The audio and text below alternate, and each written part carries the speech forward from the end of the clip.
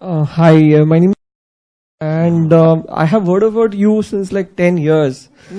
So I had received your emails about your workshops and things like that. But I was always curious. I wanted to meet you. I wanted to be in touch with you. One of my friends, Ankit, he had done a workshop with you and he said you're like childlike, you know. So, so that was really intriguing. So coming to my thing, I have healed myself over the years quite a lot by going through my experiences again, going through those same moods within the perceptions of those experiences which I hold. So to a great extent I did that, and I broke through a lot of my patterns. It so happened at one point of time when I came, I met with corruption from India's #1 education institution in advertising. And also it led to a lot of misunderstandings between me and my family. And my family was not ready to support me to go through that thing. Because I had accumulated a lot of guilt over the years of because of certain circumstances, situations and things like that. So I wanted to release that. And my family doesn't understand my need for playful expression. You know, as a child, because whatever circumstances were there, so I kind of feel very repressed, you know, and I want to be a storyteller. So for me, connecting the dots is like the most important thing. Yeah. So it hits more harder than, you know, what it used to hit. And so it's like I'm being forced to do things that I don't want to do. My priorities have interchanged completely. So my whole life has turned, I mean, I'm coming back to where I want, because I have a guru and I've been blessed by numerous gurus. So I'm coming back slowly and steadily, but it's been 3 years. I lost 3 years. In this 3 years, I could have written one movie, which would have been a blockbuster. I could have written 2 bestsellers, and I could have been really to the point. Right. So for me, I really want a way out for this, because it's been very, very tough for me to, you know, there have been instances where I felt like, you know, I felt extremely lonely. Right. And it's like, you know, people have misunderstood me. Okay. People also recognize that, okay, this guy is really up to the mark. Right. Yeah. So I want to make a difference, meaningful and purposeful to other people and change the world. I can do that. I have that sort of a thing. I have that thing in me. I'm being followed by Guy Kawasaki on Twitter. I'm just saying as an example. So, yeah, you spoken the solution also. I want to get out of this, the way out of this. I'm searching for a way out. Way out is way in. So, right. So I think what I shared with you about even looking at that episodes that you went through, which has become a frozen memory for you. Some past images were stuck there, and as you spoken about the guilt and many things, you know. And what is happening is when we hold to these inner images, past images, they're not just only past images anymore. Right. The subconscious mind, it projects into the future. Whenever you are interacting with people, the same image, it will be projected out there, and there's a fear about that same thing. Right. So, what is the way in? What's the way out of this is way in. To go into that state of understanding that you have a choice. How would you be feeling without this past story? Right. How would you be feeling without this story, without this thought, without these episodes, with this belief that people misunderstood me? Without this story, how would you be feeling? I would not feel anything. I would it would be a blank imagination. I would have a blank imagination, and that's what I want. A blank integrity mind. Correct. So it's a freedom state. You'll not be locked up into that limited kind of memory which creates some sensations and guilt and isolated life. And you know, this freedom state exists for everyone. we are totally identified with one particular belief and a thought in a particular episode, in a situation, in a memory. We come to conclusions and beliefs. Like people misunderstood me, misunderstand me. Before that, what happens is, if you turn it around, people misunderstand me, I misunderstand people. Is it true? Yes. Right. From that time onwards, you started actually projecting. People don't care for me, don't love me, they judge me, people are bad and I misunderstand. You started misunderstanding. Another thing is, another turnaround is, I misunderstood myself. This is another one thing. When you understand yourself, that is the most brilliant solution, you know. When you understand your magnificent self, loving, compassionate self, which is there within you, the God self, divine self in you, I think it alters the whole thing, and that's the way in. This is actually a situation which is providing you door to that point deep within you, which can really open out now. This turnaround can happen. For example, all the thoughts and beliefs are like raindrops. There are millions and billions is coming. And we are hanging on to one raindrop and saying, this is what I identify with. And we don't see other possibilities. We can choose what is empowering, what is right, what is good for you, what is in alignment with life force. So, for you, for example, I understand me and myself, and I accept myself fully as I am, and then I understand the life. I embrace life. I embrace people. You see with your new set of eyes the people, the beauty in them, you know, the soul in them, the consciousness, and the love in them, passion in them, and something beautiful happens and shift happens. This meditation, this actually healed my relationship with my family in some way. One member of my family, it was so powerful. 5 minutes, and you know, since 3 years I've been going through this, and I really am going to hug my family member today and going to wow, this is beautiful. You know, I was like, before I came, I actually had a fight with them. And now I'm going to hug them and, you know, literally cry over the shoulder and really feel that way. Excellent. I'm happy about this. It reminds me of one case study, one woman. She had hatred towards the mother, her mother. Even thinking about the mother, she used to get hatred. And bitter experience, all the past images comes into her, and she'll be shouting all the time at the mother.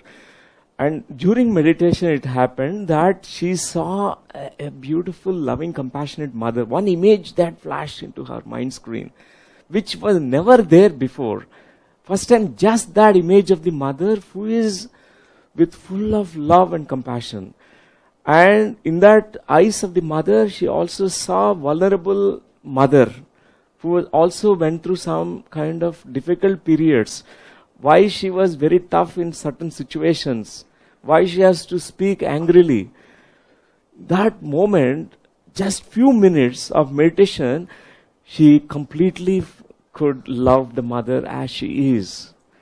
And this is what is the power of really that meditative space.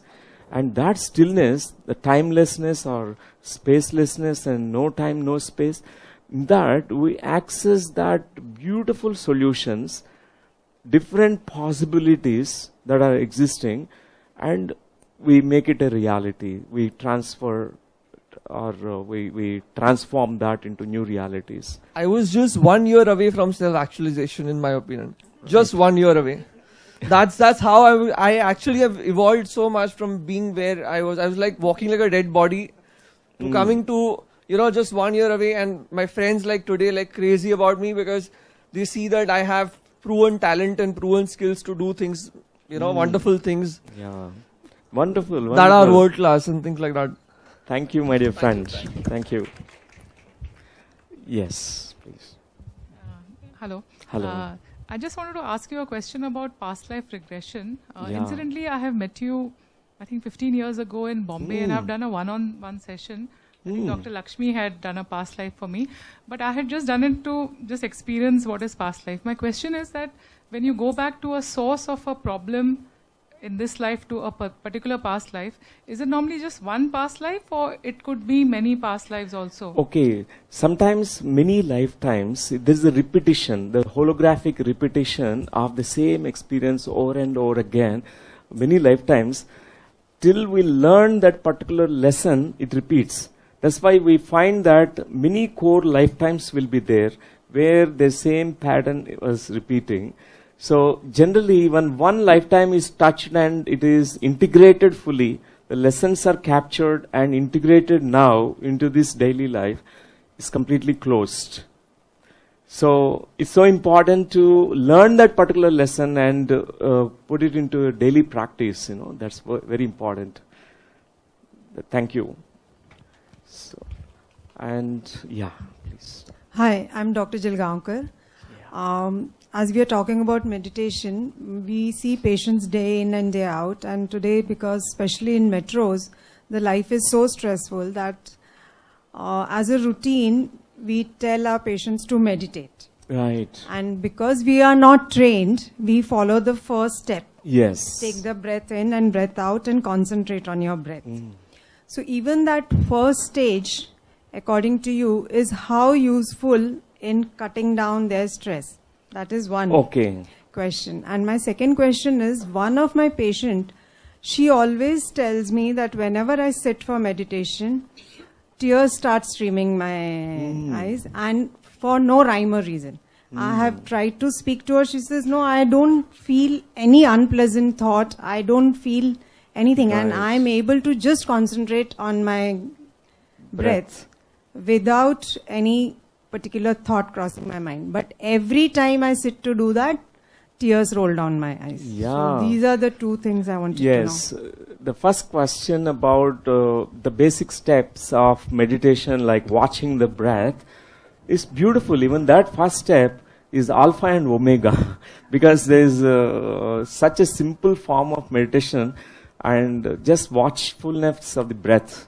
Nothing complicated method need to be followed. And sitting quietly, generally this other practice like joining the hands and sitting comfortably, whatever postures, sometimes they have back pain, they can lie down and do meditation. And once they start observing the breath, the second question that you asked is about the teardrops coming uncontrollably without, there's no identification with any particular emotion attached to it, but it is like a very spontaneous expression. So nothing to worry. Any meditational experience, while we are in the no thought, no mind, or watching the breath, many experiences will come. Some people, they get this experience of yawning during meditation, not when they are doing any activity, no other, but once they start observing the breath, they get yawning and they'll be opening the mouth and yawn. But we encourage them not to suppress that yawning. And some, they get uncontrollable body movements during meditation. Their head will be moving rhythmically this way, that way, a body swaying. We should not stop it. It's not some ghost possession and where they are swinging, and it's very natural, because the body energetics, the sensations in the body, they start moving. We should not stop it, interfere in that. And gradually after some time they stop. Even many people, they enter into yoga nidra state. It's also very natural. It's like a sleep-like state. It's not exactly sleep. It's sleep-like state. They are in that beautiful space of healing. In the yoga nidra, a lot of healing. All the stress will go away. So day-to-day life, we are collecting so much stress. And it is such a beautiful process and a relaxation process, and we go into deep relaxation. Not only just relaxation of the muscles of the body, and it's also relaxation of the mind. Completely we empty out all that stress. It's like very powerful, because we know that most of the diseases are stress related to disorders we go through, and it's beautiful process. And some people find it very difficult to sit even at one place. Right. So what we try to do is we tell them any activity that you enjoy so much that when you're doing it, no other thought crosses your mind. Right. It could be listening to music, it could be painting, it could be cooking, it could be anything. It could be dancing. Right. And we tend to tell them that will also act like a meditative therapy. Correct. Because that's the time nothing else is crossing your mind. Exactly. So does that help? So help there are accordingly? two things. One is meditation and second thing is mindfulness. So there are two different practices. Mindfulness is so beautiful. We need to practice mindfulness. At the same time, meditation. A stillness meditation. But our mind is so active because we are so much habituated to this active, engaged mind. We need to train ourselves to experience stillness also. We find so many excuses to skip our meditation. We try to say that I'm so busy. All these things are just excuses. We try to avoid our own self because we were so scared of our own inner power that exists. And amazing spiritual consciousness that we have, we are so scared of that experience. We think I will be renouncing this world if I come to contact with our deeper. It's all myths. In spirituality, we embrace life. We become so passionate about life. We'll not become sannyasi, sadhu and run away to Himalayas. So even I thought initially all these things. So even initially I was finding many excuses to skip meditation practice. My guru told me 3 hours every day practice for 40 days. 3 hours at a stretch, he said. So it was so hard for me. I thought it's so easy. Closing eyes is so easy, but it was so impossible for me. For the first 20 days, I struggled a lot. I was going crazy. Millions of thoughts were coming into my mind. But after 20th day, the tipping point happened and I totally, completely experienced the stillness. I could sit completely empty. From that time, I know how to enter into that zero field or zero empty state. Where I know how to switch it off, my mind. I know how to switch it on. When I need to think, I switch it on. So it's so useful to master this monkey mind. I think with a regular sadhana and practice, everyone can really do it. Even I could do it. That means everyone can do in this world. I was such a failure. I was such an idiot before. And that means this possibility exists for everyone. Thank you, ma'am.